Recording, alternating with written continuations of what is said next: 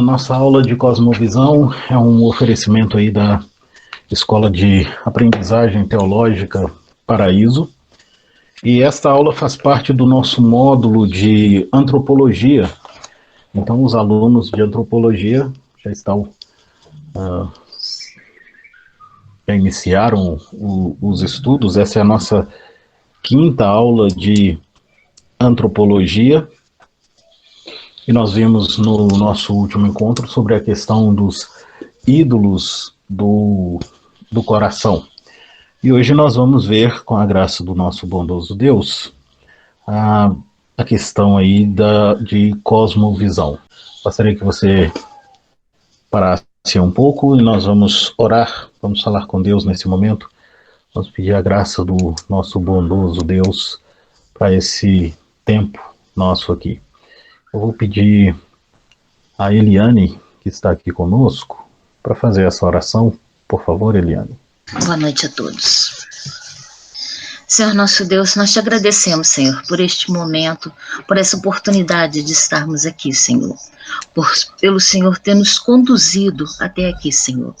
Te agradecemos imensamente pela bênção de estarmos aqui reunidos hoje, buscando saber um pouco mais de Ti, Senhor, aprender mais da Tua palavra, dos Teus ensinamentos, e isso vai refletir positivamente em nossas vidas, porque vamos ter mais orientação de como proceder.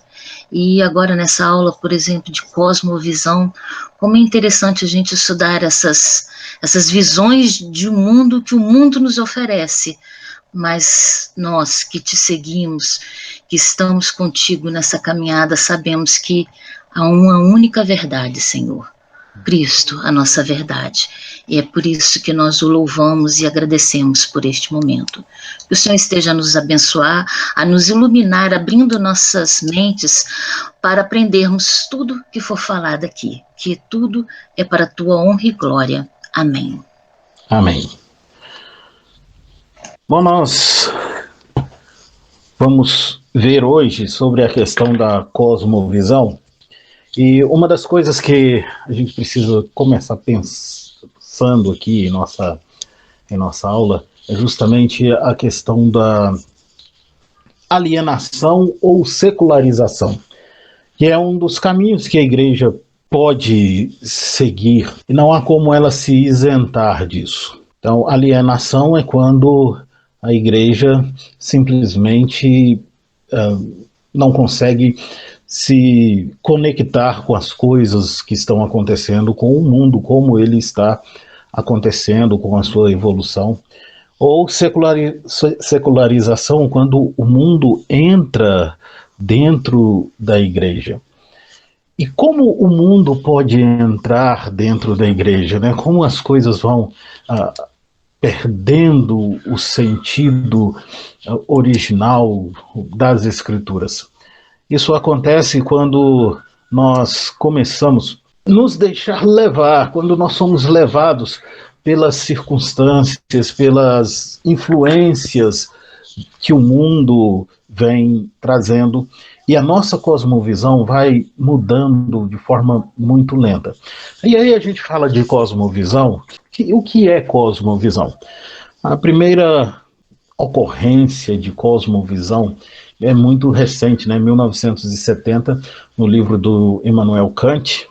O livro é A Crítica da Faculdade do Juízo, e Kant usa pela primeira vez o termo cosmovisão, definindo uma forma de se interpretar o mundo, ou como a pessoa vê o mundo. E ele começa dando a ideia de que cada um interpreta o mundo de uma forma, que há uma verdade interior para cada pessoa. Depois disso, várias pessoas definiram cosmovisão, e nós vamos ver 3 definições de cosmovisão. A primeira delas é de Albert Wolters, e ele diz o seguinte: cosmovisão é uma questão de experiência diária da humanidade, um componente inescapável de todo o saber humano, e como tal é não científica, ou melhor, pré-científica por natureza. Por que ele diz que é pré-científica por natureza. Porque aquilo que é científico depende da nossa experiência, depende da nossa experiência diária. Então, ele vai dizer que a cosmovisão ela é pré-científica. Ela pertence a uma ordem de cognição mais básica, que é a ciência e a teoria. A pessoa já nasce com uma determinada inclinação. Ninguém é uma folha em branco. A pessoa nasce com uma determinada inclinação. Esse era o pensamento de Albert Wolster. O James Cyrus, no seu livro Dando Nome ao Elefante, e aí o James Cyrus escreve os dois mais famosos livros do Cyrus nessa linha de cosmovisão é Dando Nome ao Elefante e O Universo ao Lado, quando James Cyrus, e O Universo ao Lado é o primeiro livro dele sobre essa temática, o primeiro e mais famoso livro, né? Ele diz que cada um é um universo. E esse universo pode ser compartilhado ou não. Geralmente é compartilhado de forma muito subjetiva e inconsciente. E aí, no livro Dando Nome ao Elefante, ele define cosmovisão da seguinte forma: é um conjunto de pressuposições, hipóteses que podem ser verdadeiras, parcialmente verdadeiras ou inteiramente falsas, que sustentam, e aí ela sustenta consciente ou inconscientemente, consistente ou inconsistentemente, sobre a formação básica do nosso mundo. A pessoa pode ter uma interpretação de mundo ou de um determinado fato que é verdadeiro ou parcialmente verdadeiro ou falso. E a gente vai ver isso de forma mais prática daqui a pouco. Uma definição assim mais prática, né? Bom, em termos mais simples, e aí Ronald Nash vai dizer que em termos mais simples, uma cosmovisão é um conjunto de crenças sobre as mais importantes questões da vida. É um esquema conceitual pelo qual nós, conscientemente ou inconscientemente, dispomos ou moldamos todas as coisas que nós cremos e pela qual nós interpretamos e julgamos a realidade. Você está olhando para uma tela, e essa tela tem letras pretas, mas ela possui alguns detalhes em azul, azul mais claro, um azul intermediário, um azul mais escuro, e o fundo dessa tela, o pano de fundo dessa tela que você está vendo, quer seja no celular, no computador ou na sua televisão, através do YouTube, o pano de fundo dessa tela é branco. Como nós convencionamos as cores? Alguém nos ensinou que há uma cor azul e essa tonalidade para escuro ou claro foi também algo que nos foi transmitido. E você olha para isso e aí de repente a gente pode pensar assim, não tem como alguém dizer que não é azul, as letras não são pretas, não tem como a pessoa afirmar isso, qualquer coisa diferente disso. Bom, mas vamos pensar no seguinte, vamos pensar, e aí aqui no Brasil nós estamos vivendo um tempo delicado na política, e vamos pensar na política, como as pessoas interpretam os eventos que diariamente nos são apresentados na política. Vamos pensar num determinado candidato, e aí você pode pensar em qualquer candidato. E nós temos aqui duas lentes, com as quais este candidato será visto, e cosmovisão é exatamente isso, a nossa interpretação, a nossa visão de algo. E dependendo da lente, esse candidato pode ser, ou esse político pode ser um herói. Mas se eu tiro essa lente e coloco uma outra lente, esse mesmo candidato pode ser, ou esse mesmo político, pode ser na verdade, um vilão. Um exemplo prático disso, né, e aí verídico, nós poderíamos pensar na CPI da Covid. Alguns podem olhar para a CPI da Covid e dizer assim, o seguinte: realmente o Brasil está no rumo certo, porque as coisas estão sendo apuradas de verdade. Outras pessoas olham para o mesmo evento e dizem o seguinte: essa CPI da Covid é, na verdade, extremamente corrupta e só revela o nível de corrupção que nós temos em nosso país. O que mudou? O evento? Não. O que mudou foi a lente com que as pessoas olharam para o evento. E isso é muito intrigante. E, ao mesmo tempo, muito interessante, porque dependendo da lente que eu olho o evento, eu vou interpretá-lo de uma determinada forma. Claro que existem outros fatores que vão me conduzir a uma interpretação, e aí eu vou usar como exemplo a CPI, né, o quadro político. Vamos pensar no plano político brasileiro.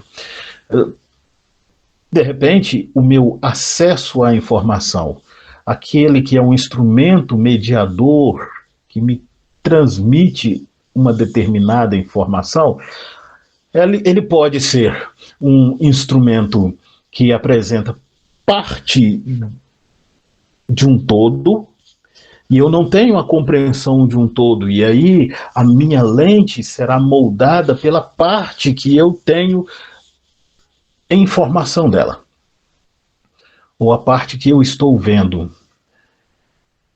Ou as minhas preferências, os valores que eu adquiri, as minhas crenças, vão me fazer ver o todo e interpretá-lo de uma outra forma. E aí, dependendo da lente que eu estou usando, eu vou ver este evento. Bom, isso é cosmovisão. A forma como nós interpretamos o mundo de acordo com as lentes que nós possuímos. A grande questão é que eu uso óculos. E quem usa óculos não consegue enxergar a lente. Ele vê através da lente, mas ele não enxerga a lente. Então, é impossível chegar para uma pessoa e dizer assim: qual é a sua cosmovisão? Diante disso, algumas frases vão saltando aos nossos olhos. Frases como: esta é a sua verdade, ou não existe verdade que seja absoluta. A gente poderia destacar também a seguinte frase: aquilo que é verdade para você não pode não ser verdade para mim. E todas essas frases revelam que é tudo relativo. E tudo depende do meu ponto de vista. Aquilo que é uma verdade para você pode não ser uma verdade para mim. Ou cada caso é um caso. Essas frases revelam um comportamento natural que se intensificou na pós-modernidade, que é o relativismo. Todas as coisas são relativas. É tudo relativo. E depende de como eu estou interpretando. Se tudo é relativo, não existe uma verdade que seja absoluta. Só que o que destrói esse pensamento, né? Esse pensamento não consegue ter consistência, porque se não existe uma verdade absoluta, a minha frase, não existe uma verdade absoluta, ela também não é uma verdade absoluta. Se eu digo que a sua verdade é diferente da minha, essa é a minha verdade. Então, essa minha verdade pode não ser verdade. E se nós caminharmos nessa linha, nós vamos mergulhar em um grande caos. Esse caos acontece na Bíblia. Dá uma olhada aí, por favor, no livro dos Juízes. A partir do capítulo 17, uma expressão se torna muito comum. No capítulo 17, versículo 6, nós lemos assim, Juízes 17, 6. Naqueles dias não havia rei em Israel, cada qual fazia o que achava mais reto. E aí, por fazer o que achava mais reto, cada um optava por algo, e o caos se instala em Israel. Por que o caos se instala em Israel? Porque não há algo que possa regular as atitudes das pessoas. Porque a verdade torna-se extremamente subjetiva, e aí cada um vai fazer aquilo que julga ser o melhor, e vai buscar aquilo que é para o seu próprio coração, pelo seu próprio coração, e tudo se torna relativo. Até mesmo a decisão de ter um rei é segundo o próprio coração, seguindo o seu próprio coração. Só que se nós caminharmos pela ideia de que cada um vai fazer aquilo que está dentro do seu próprio coração, nós vamos caminhar para o caos, porque aquilo que eu gosto não necessariamente é aquilo que você gosta. E aquilo que eu acho que é um limite pode não ser um limite para você. E aí você vai estar passando dos limites para mim, ou dos limites que eu estipulo, e a confusão estará instaurada. Mas como nós chegamos a tudo isso? E o que é uma cosmovisão?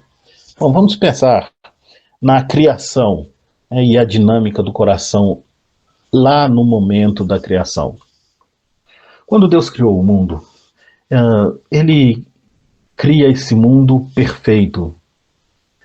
E ele coloca no mundo recém-criado a sua imagem e semelhança. O que este homem deveria fazer é amar intensamente o seu Criador. E o homem amava intensamente o seu Criador. Ele confiava na palavra de Deus. Havia uma absolutização teorreferente, um amor a Deus de todo o coração, uma confiança de forma última na palavra de Deus. Aquilo que Deus falou, esse homem cria plenamente. E exatamente por crer, a sua vontade, então as suas cognições, os seus sentimentos, as suas sensações, os seus desejos estavam em conformidade com aquilo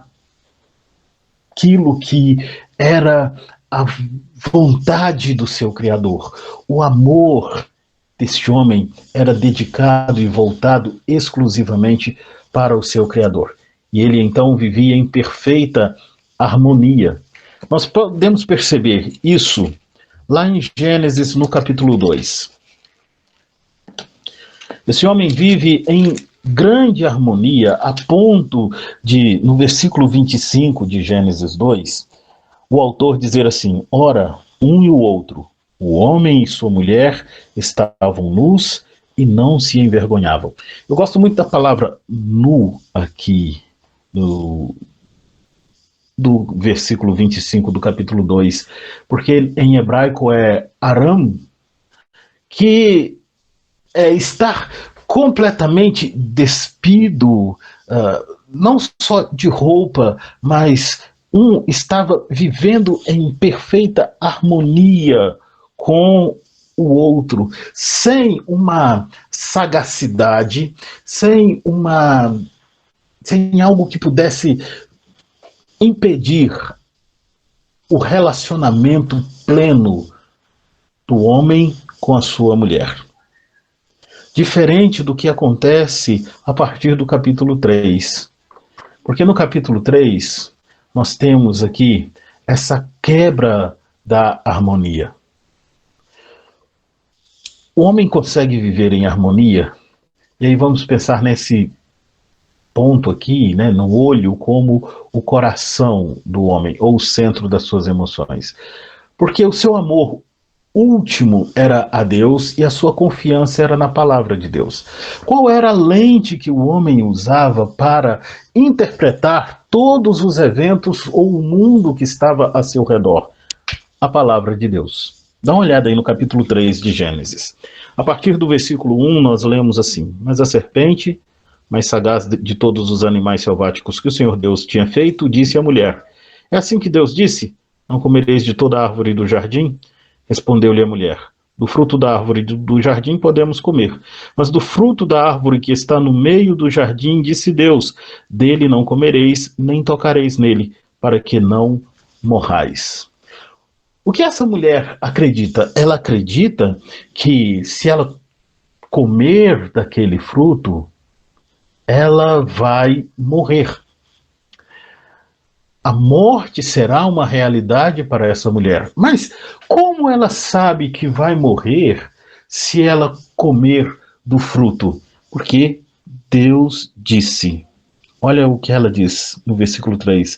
Mas do fruto da árvore que está no meio do jardim, disse Deus. A forma como ela interpreta o mundo é através da lente que é a própria palavra de Deus. Mas aí a gente sabe o que acontece depois. Esse coração do homem que foi criado para amar e confiar em Deus de forma absoluta e que amava e confiava em Deus de forma absoluta, esse coração vai ser corrompido, porque vai surgir uma outra lente, a lente do pecado. Quando a serpente vira para a mulher e diz assim: é certo que vocês não vão morrer, porque Deus sabe que no dia em que dele comerdes, se vos abrirão os olhos, e como Deus sereis conhecedores do bem e do mal. Eu li os versículos 4 e 5 de Gênesis 3. Aí vem o versículo 6.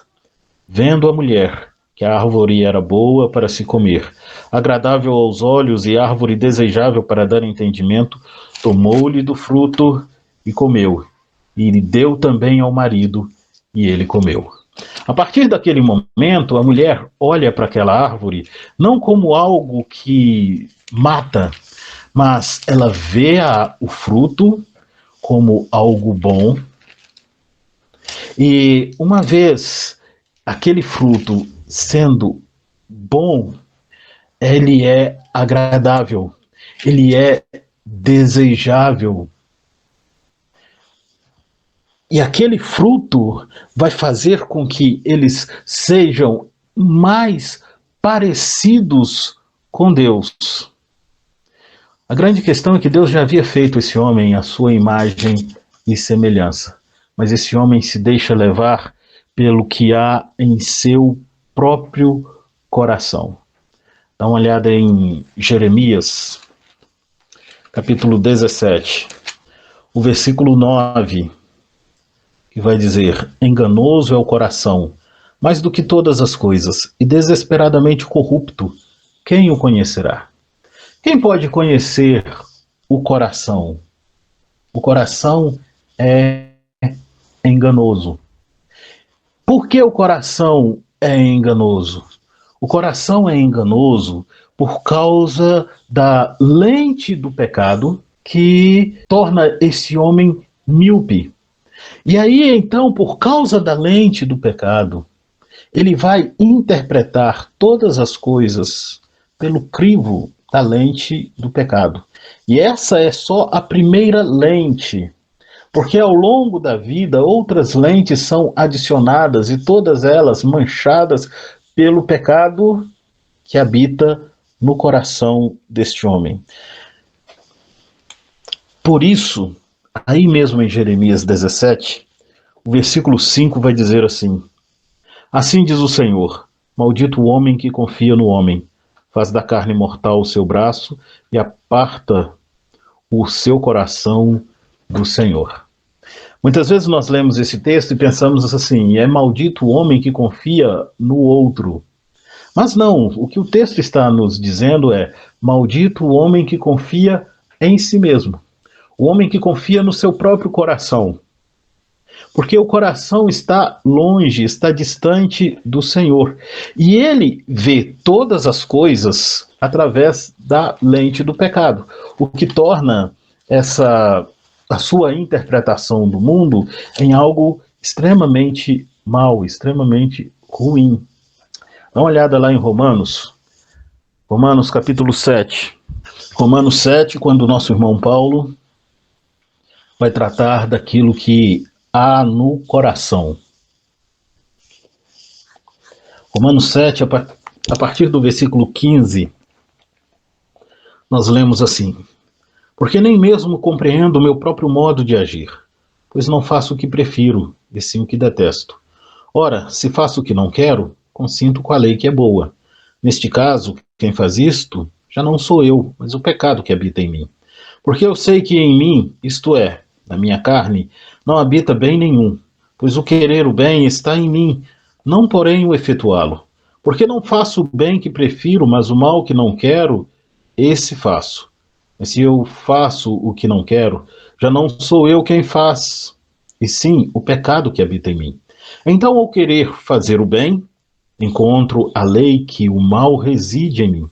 Porque no tocante ao homem interior tenho prazer na lei de Deus, mas vejo nos meus membros outra lei que, guerreando contra a lei da minha carne, me faz prisioneiro da lei do pecado, que está nos meus membros. Desventurado homem que sou, quem me livrará do corpo dessa morte? Graças a Deus por Jesus Cristo nosso Senhor. De maneira que eu, de mim mesmo, com a mente sou escravo da lei de Deus, mas segundo a carne, da lei do pecado. E aí então o que Paulo está dizendo para a gente é: o pecado habita em mim. E esse pecado conduz todos os meus membros para o pecado. Todo o meu ser é conduzido para o pecado. Tudo aquilo que eu posso fazer, tudo aquilo que eu acabo fazendo, acaba sendo manchado pelo pecado. Dá uma olhada em mais um texto. Isaías 64. Quando Isaías está fazendo uma oração de confissão. E ele diz o seguinte, nos versículos 5 e 6. Sais ao encontro daqueles que com alegria praticam a justiça, daqueles que se lembram de ti nos teus caminhos. Eis que tirastes porque pecamos, porque por muito tempo temos pecado e havemos de ser salvos. Mas todos nós somos como o imundo, e todas as nossas justiças como o trapo da imundícia. Todos nós murchamos como a folha, e as nossas iniquidades como um vento nos arrebatam. Eu acho muito interessante esse texto, porque Isaías vai, em sua oração, dizer assim, o Senhor vai ao encontro daqueles que com alegria praticam a justiça, daqueles que se lembram de ti nos teus caminhos. E aí então ele vira e diz o seguinte: mas nós somos como uma folha que murcha, porque não tem ninguém que invoque o teu nome. Todos nós estamos manchados pelo pecado. E nós não vamos conseguir entender o estrago que o pecado faz, a menos que a gente entenda que ele contamina todo o ser, todo o coração, toda a intenção, todos os atos dos homens. Exatamente por isso, nós, segundo as Escrituras, entendemos que o pecado é a primeira lente e ele macula a nossa visão.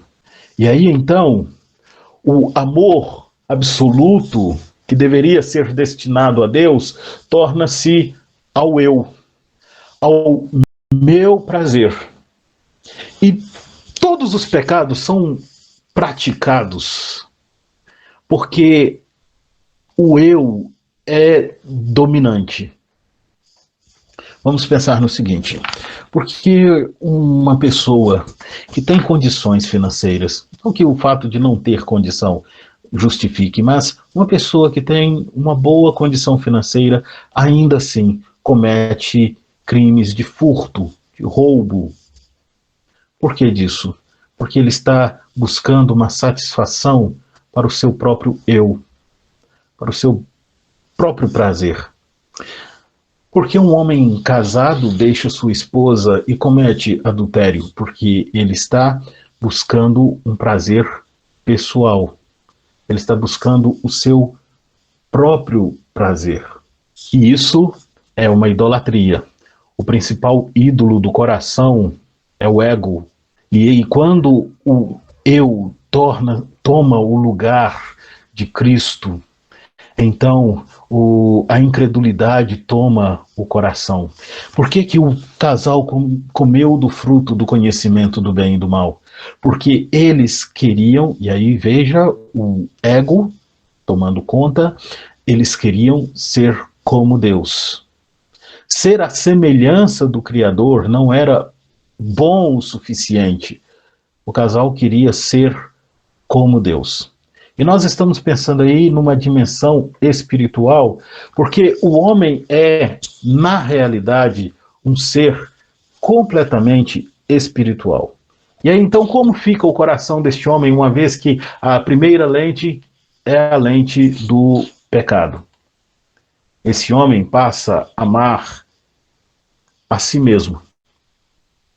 O seu eu, o seu coração é o seu Deus. E por algumas vezes a Bíblia usa a expressão seguinte: o Deus deles é o ventre. Porque ela diz que o Deus é o próprio ventre?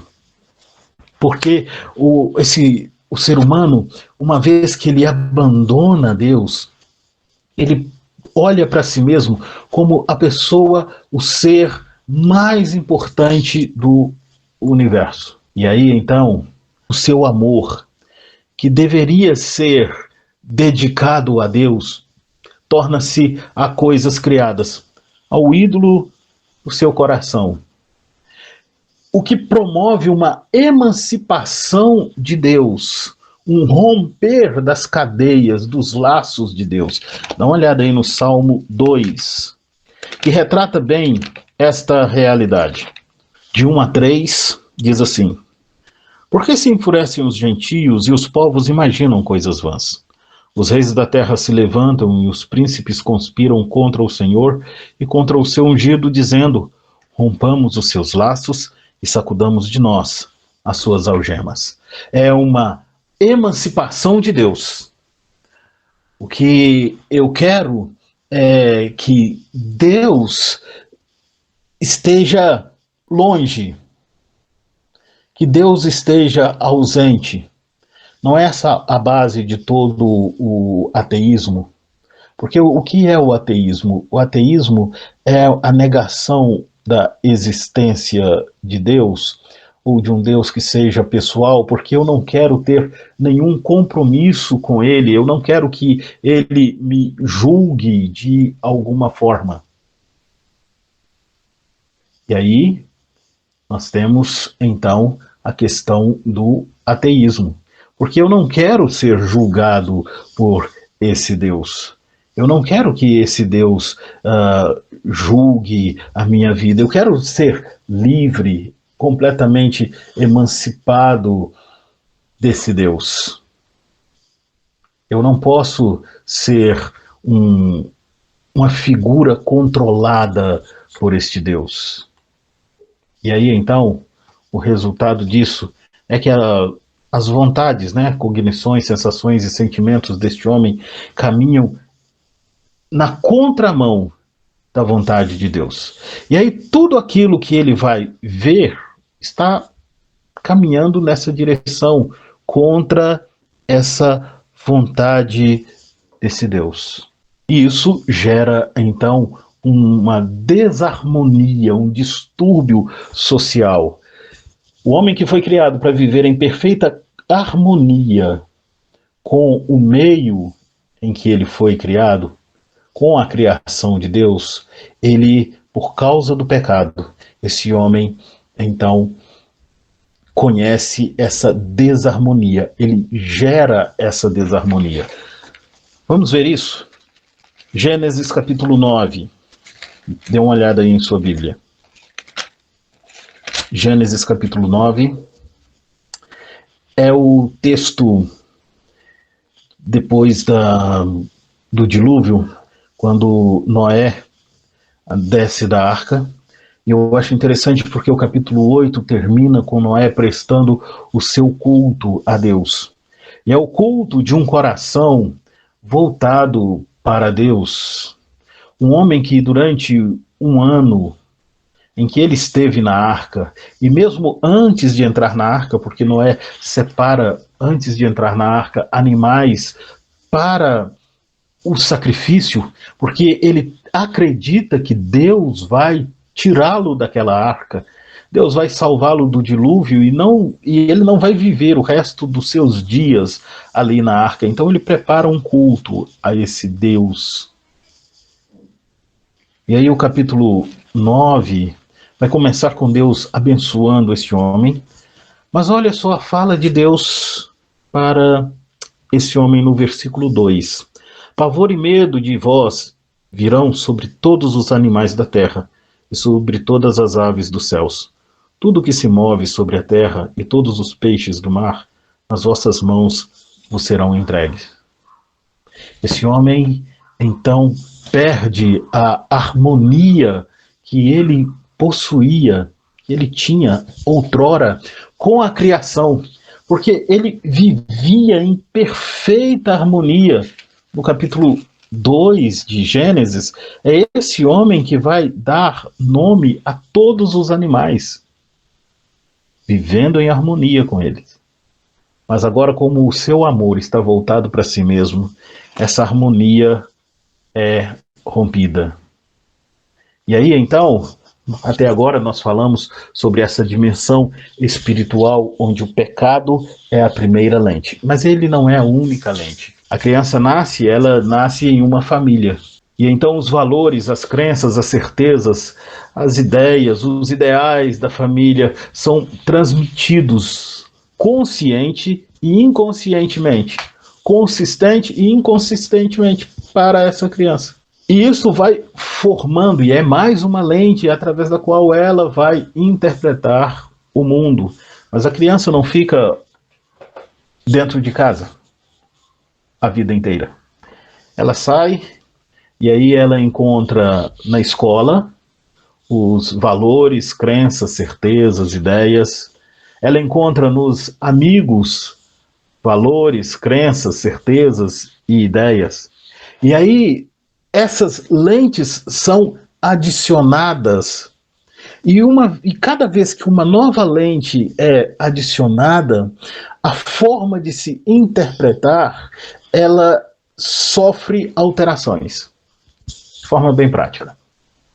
O menino nasce em um lar cristão e ele sabe que mentir é pecado, é errado. É errado mentir. Deus não se agrada da mentira.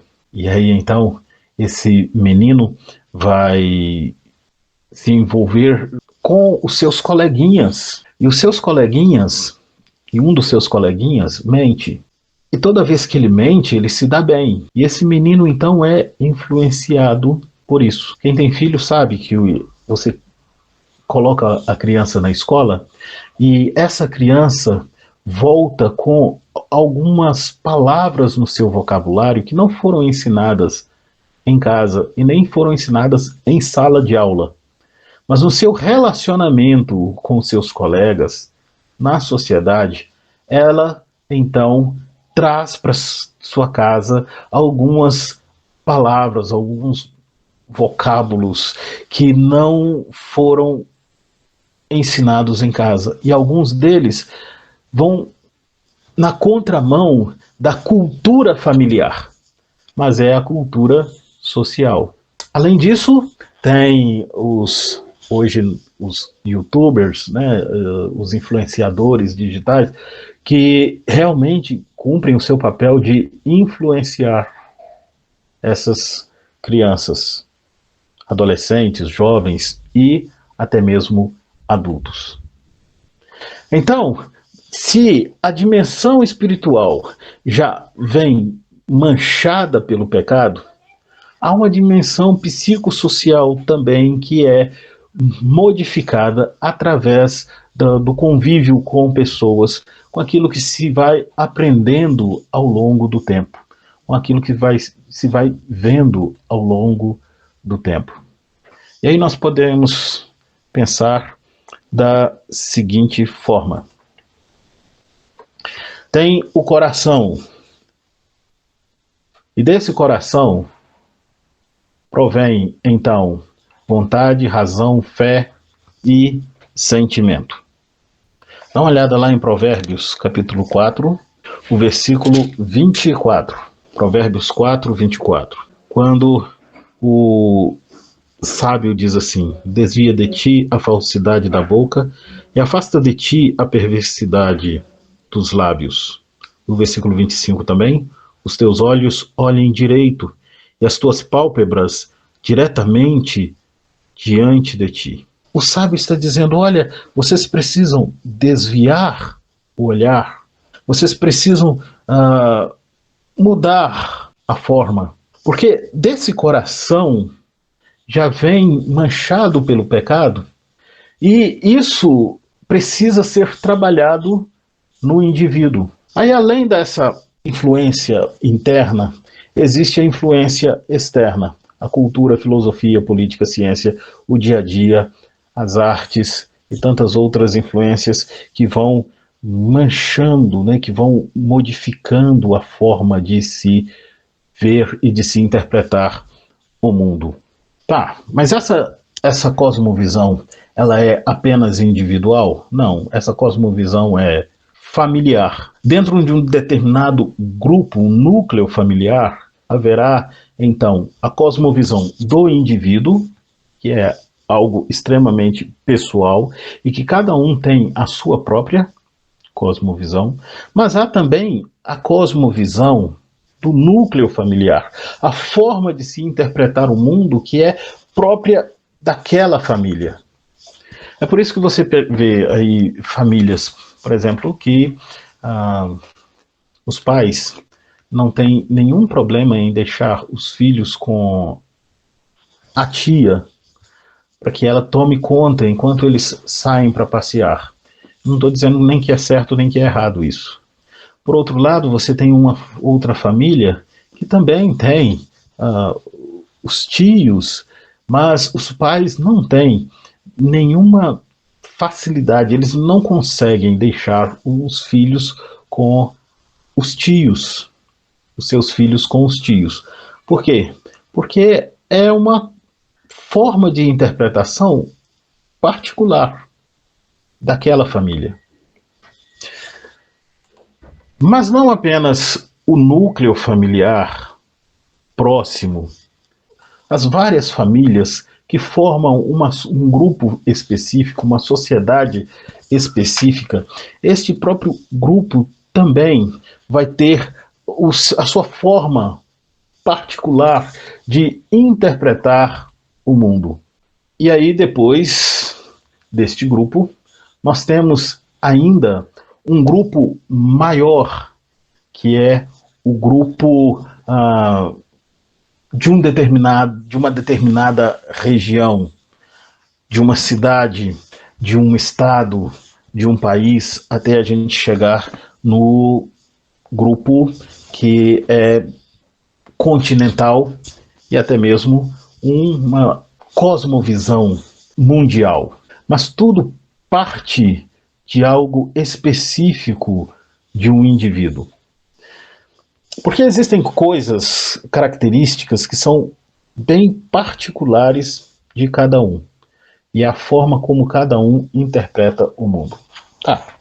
Diante disso tudo, o que nós podemos entender? Existe uma lente que é a lente do pecado. E essa lente precisa ser limpa diariamente pela palavra de Deus, que é a única forma de se limpar a nossa lente. Exatamente por isso, a Bíblia vem insistindo constantemente pela meditação no livro da lei. Dá uma olhada lá em Deuteronômio capítulo 6. A partir do versículo 1 diz assim: Estes, pois, são os mandamentos, os estatutos e os juízos que mandou o Senhor teu Deus, se te ensinasse para que os cumprisse na terra a que passas para possuir, para que temas ao Senhor teu Deus e guardes todos os seus estatutos e mandamentos que eu te ordeno, tu e teu filho e o filho de teu filho, todos os dias da tua vida, e que teus dias sejam prolongados. Ouve, pois, ó Israel, e atenta em os cumprires, para que bem te suceda, e muito te multipliques na terra que mana leite e mel, como te disse o Senhor teu Deus de teus pais. Ouve, Israel, o Senhor nosso Deus é o único Senhor. Amarás, pois, o Senhor teu Deus de todo o teu coração, de toda a tua alma e de toda a tua força.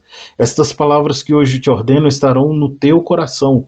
Tu as inculcarás a teus filhos e delas falarás assentado em tua casa, andando pelo caminho, e ao deitar-te e ao levantar-te. Também as atarás como sinal na tua mão, e te serão por frontal entre os teus olhos, e as escreverás nos umbrais da tua casa e nas tuas portas. O que Deus está ensinando o povo é manter a cosmovisão biblicamente orientada, uma cosmovisão orientada pela palavra desse próprio Deus. Por isso, a palavra deveria estar, em primeiro lugar, no coração. E essa palavra deveria ser repetida constantemente, a fim de que esse homem que tem essa palavra aí no coração possa, então, confiar no Senhor, seu Deus. Vamos pensar no seguinte: primeira coisa, o que é a Bíblia? Bom, a Bíblia é um livro que conta a história dos hebreus, conta a história do povo hebreu. É um livro de tradições antigas. É um livro que foi inspirado por Deus, e alguns vão olhar, né, a Bíblia como um livro que foi inspirado por Deus, mas que não responde aos questionamentos atuais. Outros vão olhar a Bíblia como um livro que contém a palavra de Deus. Mas aí, o que a gente precisa ver é que a Bíblia é a palavra de Deus para a minha vida. E isso vai definir a questão de uma cosmovisão bíblica. Se eu acredito que a Bíblia é a palavra de Deus, então eu vou olhar o mundo e vou interpretar as coisas deste mundo, os fatos deste mundo, de acordo com a palavra de Deus. Vamos dar um exemplo disso, de um personagem bíblico que fez exatamente isso. Ele olha para o mundo e, apesar de não ter nenhum versículo da Bíblia escrito ainda, esse menino, ele sabe que não pode fazer determinadas coisas. Dá uma olhada em Gênesis 39, que conta o momento de José na casa de Potifar. E a partir do versículo 7, diz assim: Aconteceu depois dessas coisas que a mulher do seu senhor pôs os olhos em José e lhe disse: Deita-te comigo. Ele, porém, recusou e disse à mulher do seu senhor: Tem-me por mordomo o meu senhor, e não sabe do que há em casa, pois tudo o que me tem passou ele às minhas mãos. Ele não é maior do que eu nesta casa, e nenhuma coisa me vedou, senão a ti, porque és sua mulher. Como, pois, cometeria eu tamanha maldade e pecaria contra Deus? Qual é a interpretação de José daquele fato? Que era muito comum no Egito. A mulher do Senhor, ela poderia sim manter um relacionamento com um dos homens da casa. E aí ele vira e diz assim: eu não posso cometer esse pecado contra Deus. Porque a forma como José interpretava aquilo que culturalmente era natural era como algo antinatural diante de Deus, diante do seu Deus. Esse é o principal ponto de uma cosmovisão biblicamente orientada. O que pode atrapalhar essa ideia de uma cosmovisão biblicamente orientada? A minha percepção das Escrituras. Se eu vejo a Bíblia apenas como um livro, eu vou olhar para as Escrituras como um livro de tradição antiga, de algo arcaico, completamente ultrapassado. Mas se eu vejo a Bíblia como palavra de Deus atual e prática para os meus dias, aí eu vou interpretar tudo de acordo com o crivo das Escrituras. Seria o seguinte: olhar para as Escrituras como a nossa regra de fé e prática. E ter uma visão integral da vida que leva a uma coerência com essa Escritura. Porque não adianta eu declarar que a Bíblia é uma regra de fé e prática se a minha visão e a forma como eu estou agindo não está em conformidade com essa Bíblia, com essa Escritura. E aí, se a minha visão não está de acordo com a Escritura, ela deixa de ser a única regra. E eu tenho uma dissociação entre fé e prática. Aquilo que eu declaro é uma coisa, aquilo que eu faço é uma outra coisa. Aí eu preciso olhar então para a Bíblia. Porque a minha cosmovisão, ou a forma que eu interpreto o mundo, ela tem a lente do pecado, ela tem a lente da família, ela tem as lentes da sociedade, mas ela precisa ter, em primeiro lugar, a lente das Escrituras, para que eu veja a lente da minha família de forma bíblica, para que eu veja a lente da sociedade de forma bíblica. Então, o crivo que precisa ser visto é o das Escrituras, da Bíblia. Olhando para a Bíblia como uma unidade, sem essa ideia de uma lacuna entre o Antigo e o Novo Testamento, mas olhando para a Bíblia como a palavra de Deus. A única regra infalível de fé e prática, onde uma revelação progressiva do Antigo Testamento nos foi apresentada e que aponta para Cristo como o centro das Escrituras. E como Cristo é o centro das Escrituras, a sua mensagem não é, em hipótese alguma, uma mensagem que que pode ser esquecida ou que perdeu o sentido. E que o Novo Testamento apenas explica essa ideia ou esse evento que é Cristo. Só que aí eu tenho algumas formas, né, de ver Cristo nas Escrituras. Eu olho para Cristo e o vejo os tipos de Cristo no Antigo Testamento, vejo a vida de Cristo, do próprio Cristo no Novo Testamento, e como os autores explicaram essa vida de Cristo. O grande problema é que, por exemplo, Bart Ehrman, que é um dos principais opositores ao cristianismo bíblico, ele vai dizer o seguinte, que a Bíblia, ela não é a palavra de Deus. Considerando que não existe uma verdade absoluta, a própria Bíblia foi alterada. E o Bart Ehrman vai dizer que essa alteração na Bíblia é facilmente percebida nos evangelhos. Porque você tem um determinado evangelista falando sobre um evento de uma forma e um outro evangelista falando de uma outra forma. Vamos ver isso, dá uma olhada aí em Marcos capítulo 10, versículo 35, diz assim: Então se aproximando dele, Tiago e João, filhos de Zebedeu, dizendo: Mestre, queremos que nos concedas o que te vamos pedir. E aí o pedido de Tiago e João, os filhos de Zebedeu, é para que um se sente à direita, o outro se sente à esquerda de Jesus no seu reino. O Mateus, quando ele conta essa mesma história, lá no capítulo 20 do seu evangelho, no versículo 20 ele diz assim: Então se chegou a ele a mulher de Zebedeu com seus filhos e, adorando-o, pediu-lhe um favor. Quem foi que chegou diante de Jesus? Os meninos Tiago e João ou a mãe deles, com eles. Na realidade, quem chega são os meninos, juntamente com a sua mãe.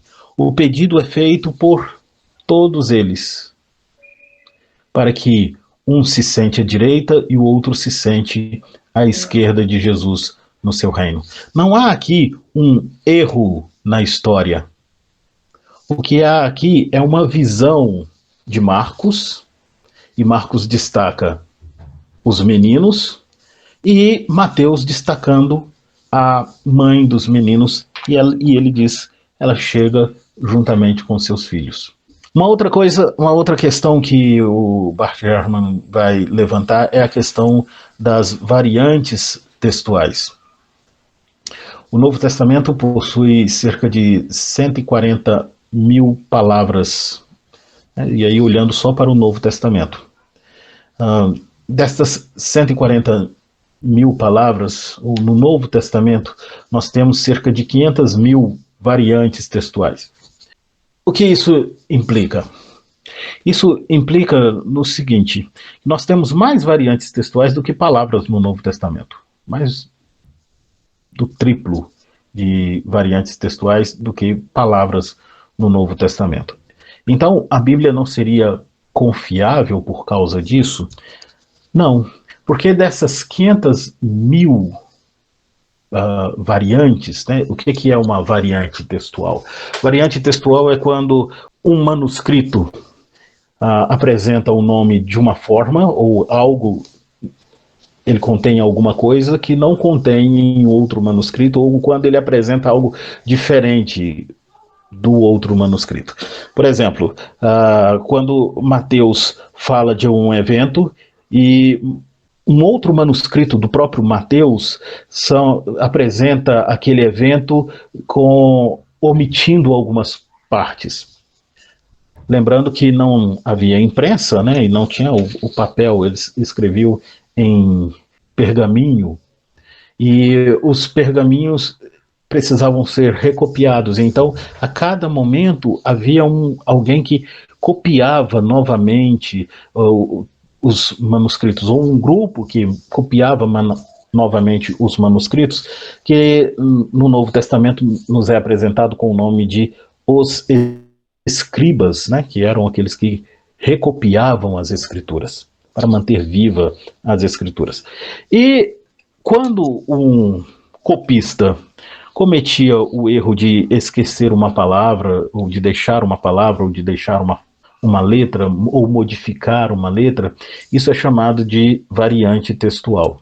Por exemplo, o nome Filipe, né? Filipe, você tem em português Filipe com PH, Filipe com PHE, PHI, FI, FE, isso seria considerado variante textual.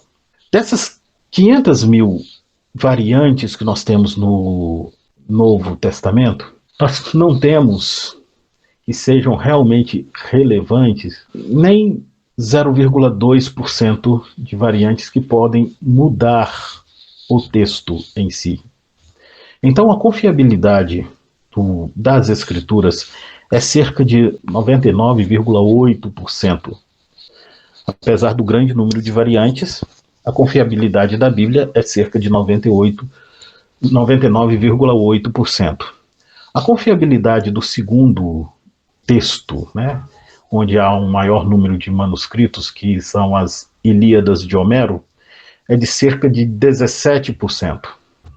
A Bíblia tem uma confiabilidade de 99,8%, e as Ilíadas de Homero têm uma confiabilidade de cerca de 17%. Então eu posso olhar para a Bíblia como palavra de Deus, algo que norteia a visão. A Bíblia, sim, é a verdade absoluta. Lembra que nós começamos falando sobre a questão desse relativismo? Há uma verdade absoluta, e essa verdade absoluta é aquela que precisa nortear todo o nosso conceito, todo o nosso conhecimento, toda a nossa interpretação do mundo. Eu preciso olhar para o mundo de forma prática através da ótica das Escrituras. E ela possui, sim, respostas para os meus questionamentos. Então, o que é uma cosmovisão biblicamente orientada? É aquela que passa sempre pelo crivo das Escrituras, onde eu olho para as Escrituras e eu interpreto os eventos através das Escrituras, confiando que as Escrituras é realmente a palavra de Deus. Aí então, como nós podemos definir a cosmovisão? Ou como precisa ser a cosmovisão? A cosmovisão ela precisa ser teorreferente, ter Deus como referência, considerando que toda a estrutura humana ela é fundamentalmente religiosa. Então eu preciso ter Deus como referência. E essa cosmovisão precisa ser biblicamente orientada. Ou seja, a Bíblia precisa dirigir a forma como eu interpreto o mundo. E aí eu preciso olhar para os textos das Escrituras, vendo sempre os ensinamentos de Jesus, tanto no Antigo quanto no Novo Testamento. E eu vou olhar e observar sempre Jesus como centro das Escrituras. E aí algumas formas, eu vou passar bem rápido nisso, né, de ver Cristo, são essas aqui, uma progressão histórico-redentora, onde eu vou caminhar até ver Jesus, tipologia, quando eu identifico os tipos de Cristo no Antigo Testamento, analogia, ou aquilo que Deus ensinou a Israel e aquilo que Cristo ensina à igreja, temas longitudinais, quando eu pego os grandes temas das Escrituras e encontro Cristo nele, as referências do Novo Testamento, ou como os autores do Novo Testamento, e aí você percebe essa unidade nas Escrituras que coordena a nossa vida, como os autores do Novo Testamento falaram sobre os eventos do Antigo Testamento e o contraste entre figuras como Caim e Jesus Cristo. Tudo isso nessa abordagem aqui das Escrituras. Bom, e aí eu preciso ter em mente que a história que eu tenho na Bíblia é a história da redenção. E essa história da redenção começa com a apresentação da criação do mundo. O mundo foi criado por Deus. E aí, então, aconteceu uma queda. E a partir da queda, desenvolve-se a história do Antigo Testamento. Deus vai conduzindo a história até o momento em que vem Jesus e morre. E esse Jesus é explicado no restante do Novo Testamento e vivido pela igreja depois do encerramento da escrita do Novo Testamento. Eu preciso entender as Escrituras como algo como uma revelação histórica que aconteceu realmente na história da humanidade. Eu preciso entender as Escrituras como algo progressivo, e as Escrituras elas vão se desenvolvendo, a revelação de Deus vai se desenvolvendo. Eu preciso entender as Escrituras como algo orgânico, é um organismo vivo, e eu preciso entender as Escrituras como algo adaptável para os nossos dias, em nossos dias e para os nossos dias. E aí, quando eu vejo toda a história da redenção dessa forma, e eu entendo que a Bíblia é a palavra de Deus, eu vou viver e confiar na Bíblia. Claro que a nossa confiança não será uma confiança plena, por causa da lente do pecado.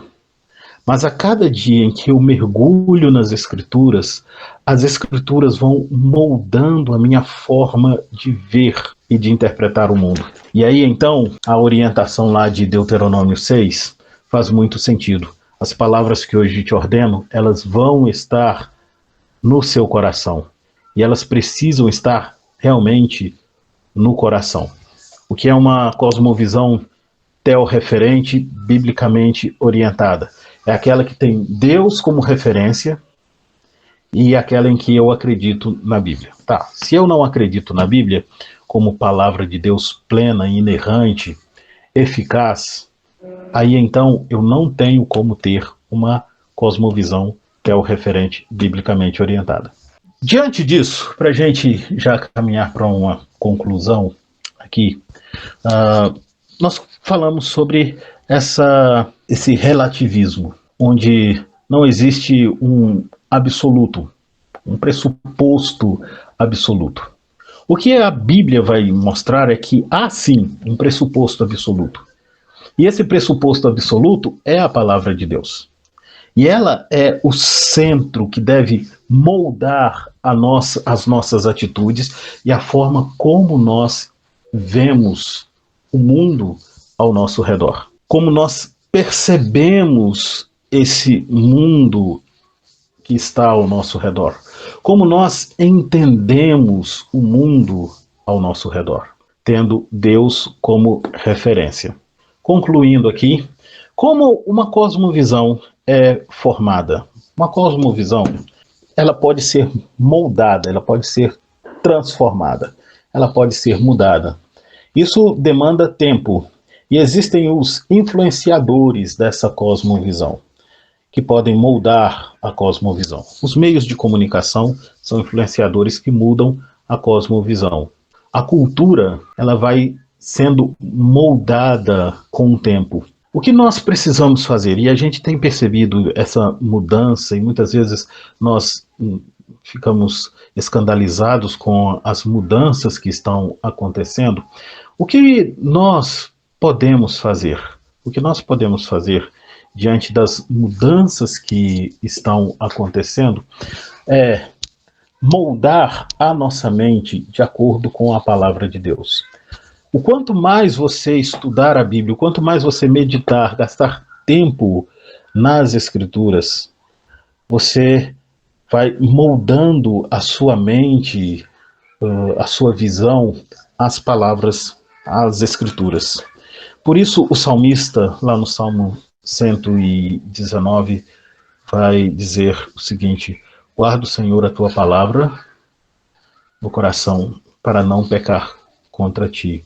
E ele fala de um guardar no sentido de esconder, né, a palavra de Deus. Nesse salmo também ele vai dizer que a lâmpada para os seus pés e luz para os seus caminhos é a palavra de Deus, ou o mandamento do Senhor.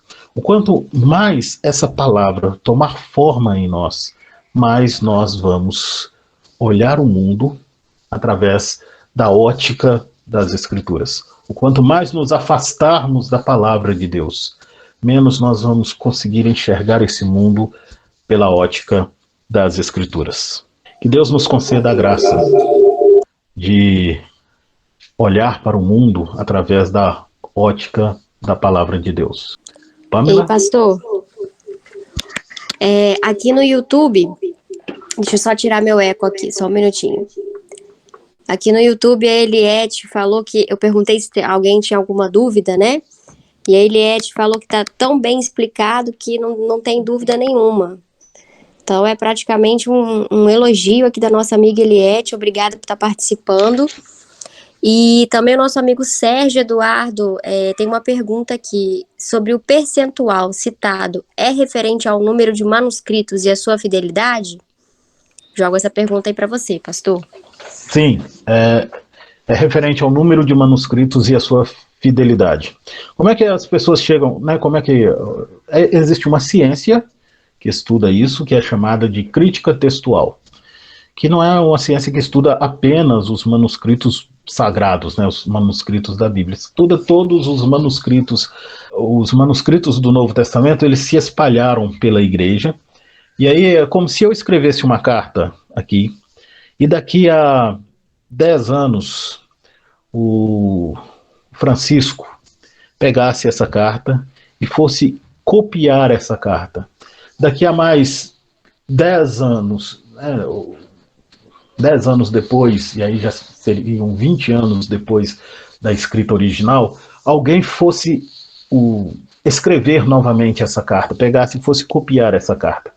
Havia ali a própria influência do escriba, palavras que ele vai modificar, porque a própria gramática vai modificando, e aí ele vai apresentar a sua interpretação daquilo.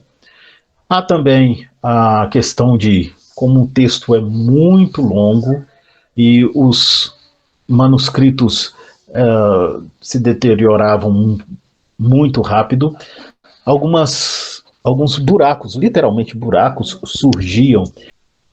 Isso não acontecia só nos escritos do Novo Testamento. Você tem isso, o segundo colocado, né, que são a Ilíada de Homero. Então, basicamente é essa ideia, essa conta que se faz aí para esse percentual, né, de confiabilidade. Eu gostaria de agradecer ao pastor Carlos por ter disponibilizado o tempo para estar ensinando aqui para a gente, trazendo essa reflexão, mais esse ensino sobre a cosmovisão, que inclusive era um assunto que eu não dominava. Então eu agradeço mesmo ao pastor, agradeço a todos os participantes, espero que vocês tenham realmente aprendido e que Deus possa estar continuando no coração de vocês aí, sempre trazendo mais sede da palavra, mais sede de aprendizado, e que Deus possa estar abençoando a vida de cada um e a vida do pastor Carlos também, por estar sempre aqui com a gente. Então, se vocês puderem também estar seguindo a nossa escola lá no Instagram, eat.paraíso. Amanhã, como o pastor Carlos já disse, vai ter uma outra live. Na verdade, vai ser uma live do Instagram, não vai ser um meeting, que nem a gente está fazendo aqui, essa reunião, com o Felipe Caetano, às 20 horas, sobre a questão de música. Vai ser muito legal, esperamos vocês também. Um beijo para todos, meus amigos. Pastor, muito obrigada mais uma vez.